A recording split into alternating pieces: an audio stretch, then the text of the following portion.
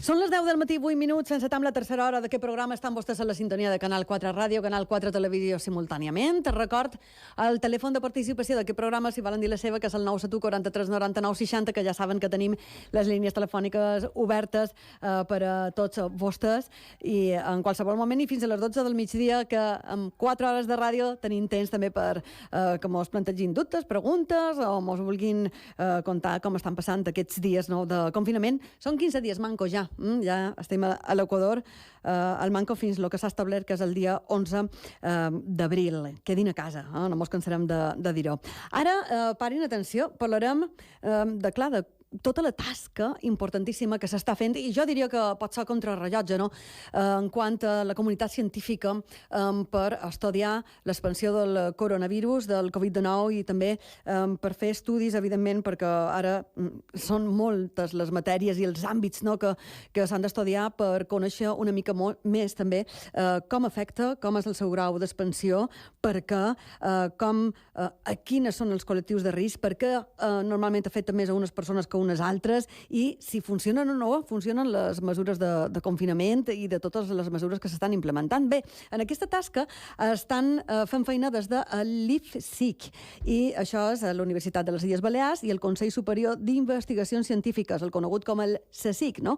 Bé, des de les illes, com dic, s'està participant en aquesta tasca i en aquesta estratègia per intentar posar fre a l'expansió del Covid-19. I en aquesta tasca, qui ens la pot explicar de què consisteix, espero que d'una manera molt senzilla, és el científic titular del Consell Superior d'Investigacions Científiques, del CSIC, és el José Romasco. Molt bon dia. Buenos días. Hem de parlar d'aquesta tasca important que s'està fent des de la Universitat de les Illes Balears juntament amb el CSIC per intentar posar fre al Covid-19. Quina és aquesta tasca i aquest projecte? Què és el que estan fent ara mateix? Bueno, digamos, el CSIC lanzó hace algunos días, junto con el Instituto de Salud Carlos III, una llamada para proyectos de investigación, ¿no? Y bueno, dentro de esos proyectos se han seleccionado unos cuantos que están comenzando a realizar actividades ahora. La mayor parte, realmente, o sea, en la situación que estamos, pues están relacionados con la biología, con vacunas, digamos, con medicinas. Y una parte, que sería la parte que nosotros estamos llevando, está relacionada con la movilidad, con cambios en la movilidad y con modelos de epidemiología, ¿no? Movilidad y modelos de epidemiología, es decir, cómo se expande, ¿no?, el COVID-19. En cuanto a la movilidad, bueno, tenemos las últimas noticias, ya lo sabe usted, ¿no?, desde este fin de semana, bueno, pues intentando reducir aún más la movilidad, y por eso se ha decidido, ¿no?, también pues cesar todas aquellas actividades económicas no esenciales. De lo que han podido hacer hasta día de hoy, están funcionando esas medidas de restricción de movilidad, y cómo pueden también, o hasta qué punto pueden ayudar el endurecimiento de las medidas de restricción de movilidad que se han aprobado este fin de semana. Vale. Bueno, en principio, digamos, la cuestión de reducir la movilidad, o por qué es importante, es porque, digamos, hay que tener en cuenta que los contagian cada vez que hay contactos, ¿no? Esto significa que nos encontremos más o menos cerca de otras personas, que nos toquemos, digamos, que haya una aproximación. Entonces, el hecho de reducir la movilidad asegura que esos contactos se reduzcan, y luego el hecho de tomar medidas protectoras, pues guantes, mascarillas, mantener distancia de seguridad, ¿no? Eso es lo que asegura que también se reduzca la efectividad de cada contacto para propagar el virus. Todas estas cosas, en principio, se pueden introducir en modelos, que es algo que se viene haciendo ya desde 2009, más o menos, incluso antes, digamos, ¿no? En realidad, los primeros modelos son de 2004, para tener predicciones sobre la propagación. Lo que sucede es que los ingredientes principales en esos modelos son el comportamiento de la gente por un lado y la movilidad por el otro. Entonces, lo que vamos a intentar hacer en estos proyectos, y es un poco lo que estamos arrancando ya, porque estamos empezando, o sea, esto es un poco lo que había que advertir, ¿eh? O sea, los proyectos están comenzando ahora, ¿no? No es que tengamos ahora ya resultados encima de la mesa definitivos, ¿no? Claro, se han empezado, las dos cosas. Se han empezado, entiendo, a precisamente, bueno, empezar a recopilar los datos para realizar el proyecto. Eso es, sí. O sea, estamos intentando medir por un lado la movilidad, y claro, los cambios que vamos a tener hoy también son importantes. O sea, a partir de mañana las cosas van a ser diferentes a como han sido la semana pasada. y 2 semanas anteriores, ¿no? Entonces estamos intentando conseguir los datos con más o menos tiempo real, y luego sobre los contactos pues también lanzaremos encuestas y cosas de ese tipo para entender qué es lo que nos dice la gente de cómo se están comportando, ¿no? Hablamos de proyectos de investigación. Claro, cuando habla usted de predicción sobre la propagación que tiene el coronavirus, estos días también, a veces, ¿no?, cuando estamos expuestos a mucha información y desde todas las áreas, ¿verdad?, sobre el COVID-19, sobre el coronavirus, bueno, pues también hay muchas informaciones que apuntan a, bueno, vamos a hacer una predicción sobre un modelo matemático X, ¿no?, el que sea. Y la verdad es que cuando uno lee esas informaciones, la verdad, parece que, bueno, pues la expansión es importante. Sí, bueno, una cosa hay que es tener en cuenta que las cifras que tenemos, y otra cosa es, bueno, pues si tuviéramos, ¿verdad?, un escenario de lo que es la realidad de la expansión del coronavirus. Sí, bueno, la realidad es más difícil de medir. Eso necesitamos los test, necesitamos la información que viene del sistema sanitario, ¿no? La otra parte, los modelos ayudan bastante. Lo que sucede es que es verdad que los modelos tienen que ser realistas. O sea, si tú tomas un modelo donde todo el mundo puede contagiar a todo el mundo en el país o en las islas, pues claro, te salen casos, o sea, número de casos gigantescos, ¿no? Entonces hay que tener mucho cuidado. Y unos ingredientes fundamentales para estos modelos son los comportamientos de las personas y la movilidad. Si no se tienen datos buenos sobre esa movilidad, las predicciones de los modelos normalmente son mucho mayores que lo que realmente puede llegar a pasar. Habla de las medidas de movilidad. A partir de hoy dice, bueno, pues todo esto va a ser diferente. Y en cuanto al comportamiento, ¿lo estamos haciendo bien? Es difícil de medir, precisamente por eso queremos lanzar una encuesta, porque es la única manera de saberlo realmente, ¿no? O sea, si la gente toma medidas en el sentido de no acercarse unos a otros, mantener la distancia de seguridad y llevar guantes, cosas de estas, entonces en ese caso lo estaríamos haciendo bien. Pero claro, hay que preguntar para saber cuántos, porque si estamos hablando de números de contagios, estamos hablando de la población en general, ¿no? Que alguien lo haga mal, pues puede ser que esa persona se ponga a riesgo ella misma o ponga a riesgo a su círculo más cercano, pero una persona no es solo un caso, digamos, ¿no? Luego puede acabar propagando más, pero es un foco pequeñito. Lo importante no es eso, es que la gran mayoría de la población lo haga bien, y eso es lo que se tendrá que medir con encuestas y directamente con apps, ¿no? Que van a hacerlos con apps, con encuestas. Está arrancando ahora este proyecto de investigación, como digo.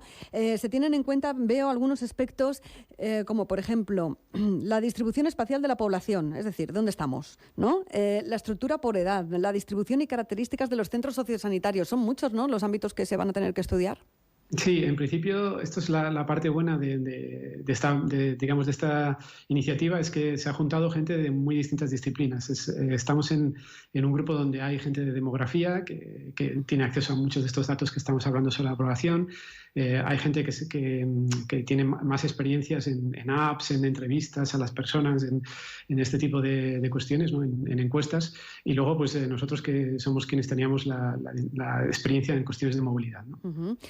Entiendo que trabajan contrarreloj. Es un proyecto de investigación, pero claro, también ahora es cierto que la comunidad científica está haciendo, bueno, pues todo lo que puede, pero también a contrarreloj, digo yo, en contra del tiempo, porque hay que frenar el avance del coronavirus.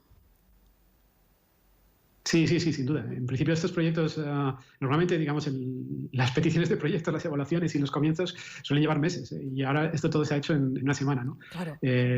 Tanto montar el consorcio como realmente comenzar el trabajo. Lo que sucede es que, claro, los resultados tardarán alguna semana todavía. Más que el horizonte de decir que vamos a poder llegar a la cuestión del pico, si es que no hemos llegado ya, digamos, ¿no? Es la cuestión de cómo se pueden levantar o no las medidas de contención para que no tengamos brotes nuevamente. Eso que está apuntando ahora mismo es muy importante. La única referencia ahora mismo que tenemos también a día de hoy es China, ¿no? Y concretamente Wuhan y Hubei, de qué manera están levantando esas medidas, que está haciendo de una manera también muy escalonada. ¿Tendrá que ir por ahí? Sí, supongo que sí. Hay que tener en cuenta que si pensamos en todo el país, pues digamos, los ritmos de la epidemia son diferentes, ¿no? En Madrid parece que están más avanzados porque empezaron también antes, y en otros lugares pues vamos más atrás. O sea, por ejemplo, en Baleares pues es verdad que los casos locales han empezado más tarde que en Madrid, y eso significará que saldremos más tarde también, con lo cual las medidas se tendrán que levantar poco a poco en distintas zonas y luego pues habrá que tener en cuenta que las grandes ciudades también son un lugar más peligroso para hacerlo de forma masiva. En cuanto al número de población, evidentemente, ¿no? A cuanta más población también es más facilidad, ¿no? Si hay mucha movilidad, que se produzcan más casos de contagio, entiendo, ¿no? Luego ya veremos, ¿no?, cómo queda todo esto y cómo ha sido el comportamiento de las comunidades autónomas. Hablando de las diferentes comunidades autónomas, anoche en La Sexta entrevista a la ministra de Defensa, Margarita Robles, y quien precisamente apuntaba un poco por ahí, ¿no? Y decía que bueno, que estaban preocupados para sobre todo a ver qué pasaba en el otoño, ¿no? Que no se produjera pues una situación nuevamente preocupante con una vuelta a que haya pues un número importante de contagios de coronavirus. Sí, bueno, eso en principio con la gripe sucede así. Yo estuve trabajando en este tipo de cuestiones y en este tipo de modelos en 2009. ¿Sí? Y hubo un primer pico en verano muy, muy pequeñito porque no hizo más que llegar el virus desde México. Y luego hubo un segundo pico en otoño, no sé si era exactamente septiembre o octubre, pero fue bastante temprano para lo que suele ser la gripe habitual, ¿no? En este caso no está nada claro. Digamos, este virus en particular es más infectivo que la gripe del 2009 y normalmente que la gripe normal, que la gripe estacional. Y por tanto está por ver si el verano será capaz de parar la difusión y tendríamos un segundo pico, ¿no? Es una parte que está todavía por entender. Bueno, habrá que ver cómo evoluciona. En eso están precisamente con estos proyectos de investigación desde el CSIC y desde la Universidad de las Islas Baleares, intentando pues dibujar un poco el panorama y el escenario que está dejando el COVID-19, ¿no? Y de qué manera se comporta entre la población, que esto es más que importantísimo, este proyecto de investigación. ¿Cuándo creen que van a tener, no sé si decirle conclusiones, ¿no? Pero ya, los primeros titulares que diríamos los periodistas del proyecto que están haciendo ahora mismo? Bueno, en principio los primeros resultados se esperan para un horizonte de semanas. Esperemos que incluso haya algún tipo de modelo para prever escenarios de salida, ¿no? Porque claro, es verdad que el confinamiento pues ahora se ha prolongado, pero es de esperar que en 15 días o haya que volver a decidir si se va a seguir prolongando o no, y en algún momento, esperemos que no mucho más allá, se pueda empezar a tomar alguna medida de levantamiento, ¿no? Entonces sería bueno tener alguna herramienta para esos momentos, y eso es un poco el objetivo que nos marcamos. Luego el horizonte es mucho más largo. En principio la idea del proyecto es que desarrollemos herramientas que puedan servir tanto para esta situación como para cualquier otra que pueda suceder en el futuro, porque lo bueno es que nos pille preparados si vuelve a haber algún tipo de situación, tanto sea en otoño como más adelante con cualquier otro tipo de virus, ¿no? Y entonces marcarán un poco las pautas, ¿no?, de escenarios posibles, escenarios de salida, y también, una vez que eso esté hecho y el proyecto esté terminado, será como el manual de prevención. Sí, el objetivo es tener un manual de prevención y también una infraestructura que esté preparada en futuras crisis de alguna manera, ¿no? Infraestructura que esté preparada. Claro, cuando me ha dicho estas palabras yo enseguida pienso, ¿no?, en cómo es la situación, ¿no?, en otras comunidades autónomas que están pues muy afectados, ¿no?, por el número de contagios. Entiendo, ¿no?, que habrá que cambiar muchas cosas. Sí, pero por infraestructura me refiero a cuestiones de capturar la movilidad de forma casi tiempo real, o a cuestiones de epidemiología computacional, ¿no? O sea, de modelos que sean capaces de alguna forma estimar de manera realista lo que puede suceder. Desde luego en la infraestructura por la parte médica, sanitaria, sí, también, sin duda, pero eso yo no soy experto. No es su ámbito, pero sí que es cierto, ¿no?, que están trabajando todos y colaborando, ¿no?, en este proyecto de investigación para intentar pues poner algunas ideas claras encima de la mesa, ¿no? Y hay unas pautas, ¿no?, que en un momento dado se puedan seguir si nos encontramos, pues como decía, ¿no?, en un segundo pico, que es la preocupación ahora mismo que tenía también, ¿no?, el gobierno en cuanto llegue el otoño. Proyectos de investigación, claro, cuando hablamos nosotros de proyectos de investigación, del CSIC, del IFSIC, aquí nos perdemos un poco, ¿verdad? Creo que lo ha explicado de una manera muy sencilla. Objetivo, al fin y al cabo, es tener y plantear escenarios de salida, y también, pues que tengamos esas pautas por si nos encontramos en una situación similar más adelante, ¿correcto? Sí, eso es, sí. Sí. Correcto. Me decía, vamos a tener los primeros resultados en semanas. ¿En semanas podría ser un mes? Incluso menos, esperemos, pero ¿Sí? pero sí. Entiendo que, bueno, para hacer todo esto, los proyectos de investigación ahora van a contrarreloj. ¿Cómo se trabaja con esta presión? Pues bueno, en principio es complicado, tanto, o sea, digamos, no por el trabajo habitual de investigación, que bueno, lleva más trabajo la coordinación de los grupos y de la gente, ¿no? Porque estamos, al fin y al cabo, estamos por Skype, Claro. todos todo el rato. Eso es un poco... Sí. Antes era reuniones en un despacho y era mucho más sencillo ponerse de acuerdo que por Skype, ¿no? Ujú. Pero de todas maneras, un poco la otra parte que es un poco más complicada es la cuestión administrativa, porque aunque se tengan los medios, que a veces ha sido más complicado, ¿no? La otra cuestión es que el gastar ese dinero, o el contratar gente, digamos, el conseguir datos y todo esto, se complica en una situación como esta, ¿no? Ujú. O sea que es más complicado llevar el trabajo a cabo. Sí, sí, ¿Verdad? sí. Claro, son situaciones que son nuevas para todos y esto yo no me canso de decirlo, todos los días lo digo, ¿verdad? Digo, estas son unas situaciones nuevas para todos en las que todos nos tenemos que adaptar y en los que también, bueno, el gobierno ha abierto también hay una especie de grifo económico, no diríamos, para que se puedan llevar adelante todos estos proyectos, ¿verdad?, de investigación y a poner a la comunidad científica, yo diría que a trabajar a tope, si me permite la expresión, es así.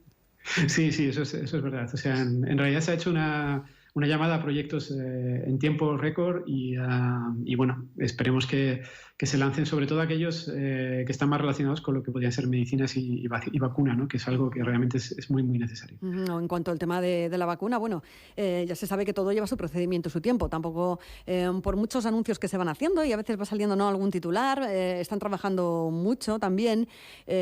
Claro, se anuncian los avances, pero sí que es cierto que el tema de la vacuna podría tardar, ¿no? Sí, bueno, en eso tampoco soy Sí, no es su absolutamente área, experto, sí, lo pero sé. Sí. digamos, por lo que acaba llegando, es cierto que, digamos, una prueba de una vacuna o de un medicamento nuevo puede llevar bastante tiempo, ¿no? Ujú. Pero siempre hay situaciones donde ya se han probado cosas parecidas anteriormente y bueno, se pueden readaptar algunas cosas, como desde luego medicamentos antivirales que se están probando, ¿no? Pasando de situaciones, por ejemplo, de medicamentos que se usaban para el SIDA o para otras enfermedades, probarlo para este tipo de cosas, donde esos medicamentos ya han sido probados con gente, con lo cual son más seguros, ¿no? En el caso de la vacuna, sí, o sea, hay distintas opiniones, me parece. En el caso del horizonte temporal que se está pensando, pues puede ser desde algunos meses hasta un año, digamos, ¿no? Entiendo que la prioridad también, ¿no?, es precisamente que se puedan avanzar en esos proyectos científicos, como estamos comentando, en este caso, bueno, muy centrados, como decía, en la predicción sobre la propagación del coronavirus. Esto va a ser importantísimo, porque ahora estábamos hablando de la movilidad, de la demografía, de si hacemos o no hacemos las cosas bien, van a hacer este estudio, van a hacer encuestas, pero claro, tener una predicción bastante fiable de a la velocidad y de qué manera se propaga el coronavirus, la Organización Mundial de la Salud, bueno, pues ya ha advertido también en las últimas horas, ¿no?, que preocupa precisamente la velocidad a la cual se ha extendido el COVID-19. Sí, esto es un producto, pero esto ya de alguna forma se había visto, ¿eh? Desde 2004-2009 se vio que esto podía pasar. En realidad, digamos, estamos muy conectados, el mundo está muy, muy conectado Sí. y virus de este tipo se pueden propagar de una parte a la otra muy rápido. O sea, las medidas, por ejemplo, de contención, las ideas de vamos a cortar los vuelos, vamos a cortar las conexiones, o se hacen muy al principio o tienen muy poca efectividad, ¿no? En este caso en particular del COVID, el problema que tiene es que las características del virus hacen muy difícil la detección, porque una parte importante de las personas son asintomáticas, con lo cual no son detectables a no ser que se les haga un test. Y claro, esas personas, si la movilidad continúa, pues se mueven libremente. Si no tienen ningún síntoma y no tienen ninguna idea de qué les está pasando, pues no tienen por qué pararse, ¿no? Entonces son capaces de propagar el virus a distintas partes y eso es un poco lo que parece que ha sucedido en este caso. Claro, y entonces entiendo también de lo que está explicando, ya me dirás si es así o no, que cuando se aplican unas medidas de restricción de la movilidad o un cierre de puertos y aeropuertos, como se estuvo pidiendo durante unos días hasta que finalmente se concedió aquí en Baleares, es fundamental hacerlo cuanto antes. Sí, eso es una de las cuestiones, ¿no? O sea, en principio, pero no más que, digamos, los cierres aquí en Baleares. Sí. hay cuestiones como los cierres con respecto a China, ¿no? Sí. O los cierres con respecto a Italia en el momento donde había más casos. Esas medidas son mínimas, o sea, tienen una efectividad mínima, ¿eh? O sea, en realidad no retrasan más que unas semanas, porque la cuestión no es que digas, bueno, yo cierro las conexiones con China, por ejemplo, en su momento, cuando estábamos al principio de la pandemia. Vale, bien, eso significa que, por ejemplo, una persona no puede volar desde un aeropuerto chino hasta Madrid, por ejemplo. Imaginemos que tiene la conexión allí, ¿no? Pero siempre hay otras formas de llegar allí. O sea, Claro. podrían haber hecho una escala a más larga distancia y acaban llegando, ¿no? Entonces, en realidad, ese tipo de medidas, a no ser que sea un cierre total, y claro, eso económicamente no es viable, no tiene mucho sentido, pues son relativamente inefectivas, ¿no? Y entonces se tendrían que aplicar otras, ¿no? ¿Verdad? Que dice, bueno, mientras más se tarda en aplicar una medida de estas, menos eficaces. En esa línea, ¿no? También se estaban explicando ahora desde el Gobierno central en cuanto, bueno, pues al endurecimiento, ¿no? de las medidas que se han adoptado ahora aquí este fin de semana. También el endurecimiento del decreto para intentar restringir más la movilidad, ¿no? Y así intentar pues frenar el número y la rapidez del contagio entre los ciudadanos. Y iban un poco por ahí, dicen, bueno, en cuanto antes se haga, más eficaz será. En cuanto más tardemos en adaptarnos, ¿no? Pues más ineficaces. Sí, o sea, bueno, hay medidas de distintos tipos, ¿no? O sea, una es la cuestión de los viajes intercontinentales o internacionales, y otra es la movilidad interna. Una vez que tienes, digamos, contagios locales, lo importante es reducir los contactos localmente, ¿no? Entonces, sí, ahí es donde tiene sentido estas medidas que se están tomando, ¿no? En principio, digamos, las medidas de contención lo que se basa es en esto, es en reducir la movilidad. ¿Cuánto es el punto bueno? O sea, ¿cuánto hay que hacer? ¿Hasta cuánto hay que restringir, no? Sí, eso es muy difícil, O sea, en principio, es verdad que desde el punto de vista de parar la propagación del virus, cuanto más mejor, pero claro, hay otros factores, ¿no? Sobre todo económicos, que también están sobre la mesa, y eso es una decisión muy, muy difícil. Entiendo que en breve tenemos que volver a hablar en cuanto tengan los primeros resultados, precisamente sobre este proyecto de investigación, porque alguno, ¿no? Y sobre todo cómo va a ser la evolución ahora estos próximos 15 días de confinamiento con esa restricción más fuerte y más intensa de movilidad. Sí, bueno, será un placer. José Romasco, como decía, muchísimas gracias por explicarnos los proyectos que ahora se están llevando a cabo. Yo decía, contrarreloj, no entiendo que con las dificultades del estado de alarma, como con todo, y también con la presión, ¿no? Pero que seguramente van a dar y arrojar unas conclusiones que van a ser importantísimas y a tener en cuenta, ¿verdad? Científico titular del Consejo Superior de Investigaciones Científicas, muchas gracias y espero que volvamos a hablar en los próximos días o semanas. Muchas gracias. Gracias, adiós, buenos días.